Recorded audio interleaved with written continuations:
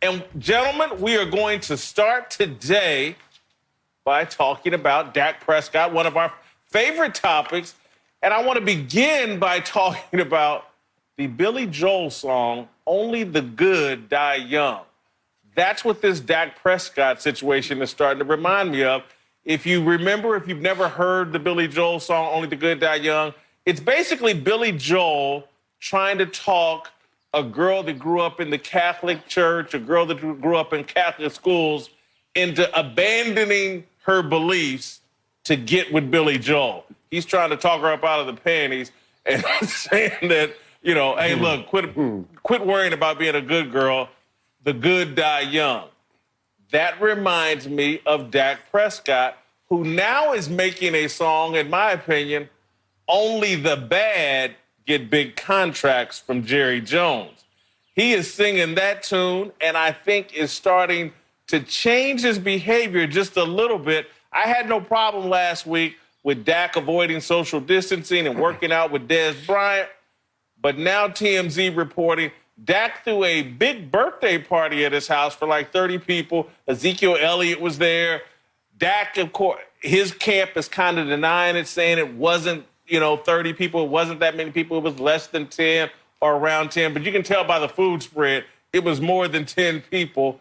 And this, to me, is behavior Dak Prescott would not be doing if his contract negotiations with the Cowboys were settled.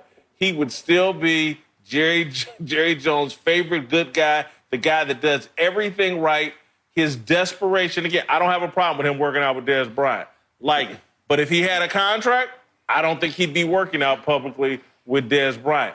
I don't think if he had a contract, I think if he had a contract, I don't think he'd be throwing this party and inviting Ezekiel Elliott and letting this thing leak out. I think the contract negotiations are making subtle changes to Dak Prescott's personality. He's living a bit more dangerously than he would be if he had the comfort of the long-term contract he was looking for. Marcellus, get us rolling. Do you think Dak Prescott's contract negotiations are changing his personality and making him a teeny bit of a bad boy? Well, before I tell you what I think about Dak, I'll tell you, I think you're going to get Big Dummy today. I can hear Uncle Jimmy now saying, you looking at a food spread and telling us how many people at a party. I can just see that's just too much of a layup for Uncle Jimmy. So look out for that coming, Whitlock. All right, here's the real. What is now this personality of Dak Prescott an issue? Here's the thing. It's not changing who Dak is. It's just changing our perception of who Dak is, and that's on purpose.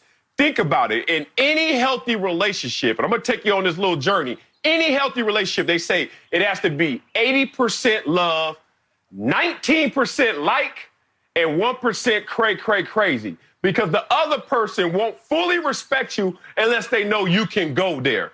And Dak was being a company man for 4 years. And then finally he woke up and said, you know what?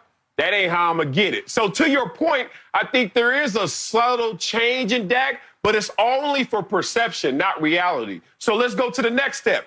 Dak at the Super Bowl. If I don't get a long-term contract, I won't be by the star.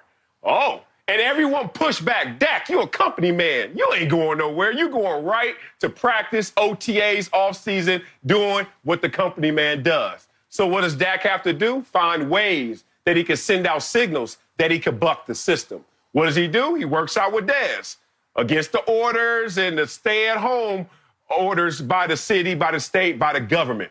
What does he do? He throws a party that looks like another disturbance and another situation where he's not exactly falling in line. I think this is just a masterful play of Dak to change his image so that the Cowboys realize he means business in this negotiation. I don't disagree with you, Wiley. I mean, I think that's a fine take. Listen, I look at Dak in this situation and I say, Dak Prescott is actually not changing. We're just paying more attention to Dak now. You know, last year when we were talking about these contract situations with Dak, there was the Amari Cooper conversations, but then it was real intense with the Ezekiel Elliott conversations because Ezekiel is considered to be the prime guy for the team. So they're holding court on getting him done, and that was where all the media attention was. Everything else was sideshows. Dak is now the main attraction to what's going on. And you got to keep in mind, he is now learning what it is to be a true franchise quarterback for one of the most well thought of or high profile franchises in all of the league. So I don't think he's changing. I just think what Dak is doing is Dak.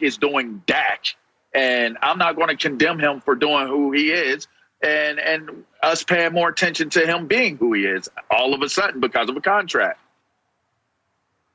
Look, I don't want to compare him to Ezekiel Elliott or Dez Bryant. Those guys have had some real issues, particularly early on for Dez Bryant, and Ezekiel Elliott certainly has had some real issues. But I do think Dak is sitting around saying, look, man, I've done everything by the book, but I can't get the contract I'm looking for the way Jerry showered it on Ezekiel Elliott, who's had a boatload of problems for a time. Now, again, eventually the Cowboys parted ways and moved on from Dez Bryant. But Dez Bryant was treated very well when he was a Dallas Cowboy, and Jerry put up with a lot of his bad boy behavior and built a whole system around trying to protect Dez Bryant. Go all the way back to Michael Irvin. Jerry Jones stood by him through thick and thin and through all kinds of controversies. Jerry Jones likes or loves a bad guy or the bad boy a little bit. And to Marcellus's point, it may be that Dak, in Dak's ways, not the serious problems that Michael Irvin and these other guys have had, but in his little ways, trying to show like, oh, there is a line not to cross with me. And I'm not just a company guy. I'm not just a guy that follows every rule. I will drive 62 in a 55-mile-per-hour zone, and it may be the right ploy to get them to take him seriously in these contract negotiations.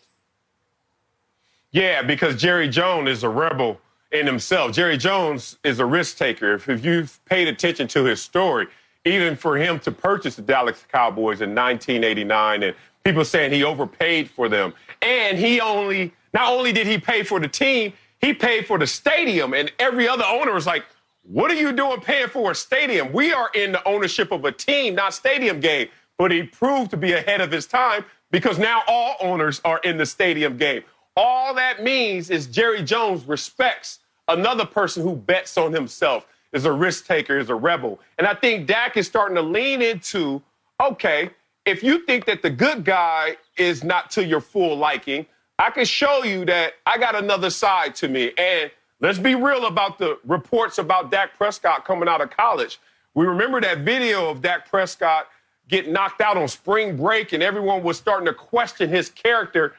And that took a little bit of a 180 when it got to the pro level in terms of being a company man, because it didn't map on to what we saw from Dak Prescott in college. So maybe Dak is starting to leak a little more of his realness to the world because being the facade of a company man didn't even get him rewarded. Maybe that's his mind play in terms of a calculation. Let's just be real here. With this COVID-19 deal hitting, the pandemic hitting, thirst trapping has taken on a new identity. He has understood that he needs to thirst trap Jerry Jones, and he's doing it. Hey, listen, we're not having a segment right now talking about Whitlock thirst trapping with that shirt on, are we? We're talking about what guys are doing to make themselves more appealing to the general masses and to the people that they want. Whitlock knows he's a gamer. Whitlock knows he's a franchise guy. So does Dak. And all these guys are doing right now with their shirts and their food on tables is thirst trapping. Bottom line. All right, let me ask y'all this. Does anybody, and we'll start with you, Marcellus, do you have a problem with if he threw a birthday party for 30 people, do you have a problem with it? No, I don't. Look, a little trepidation there, but if you look into the detail of what's going on in his specific area, they're on a volunteer basis in terms of their stay-at-home orders. It's more of we're asking for cooperation, not mandating it. So it's a strong suggestion, but at the same time, it's not a mandatory requirement. Because of that threshold of it being a suggestion, not a requirement, I got no problem. I'm gonna say I have no problem with it, and the reason why I don't have a problem with it is to think that if they're congregating and they don't want to deal with the repercussions and the consequences of getting sick from someone else, I just don't think that they would be that irresponsible. So whatever that number of people, because it's alleged that it was 30 people, so whatever that number of people is that were at his home enjoying a meal, I mean, some of us have a whole bunch of kids. I got a whole bunch of kids. So I got a whole house full of people that I'm entertaining every single day just because I made them. All right. So, but the reality of it is that as long as they're taking the responsible precautions in terms of what they're doing, I don't have a problem with it. All right, I disagree with both of y'all. I defended him last week for on the Dez Bryant deal. I can't defend this. A lot of thirsty people out there. You know there was some germ spread during that party. I'm halfway joking. I don't have that big of a problem with it. You're not joking. A slight one. I think it's out of character for Dak. Thanks for watching. Subscribe here to get the latest from the show. And be sure to check out more of the best clips from Speak For Yourself, or go watch a few segments from our other shows on FS1.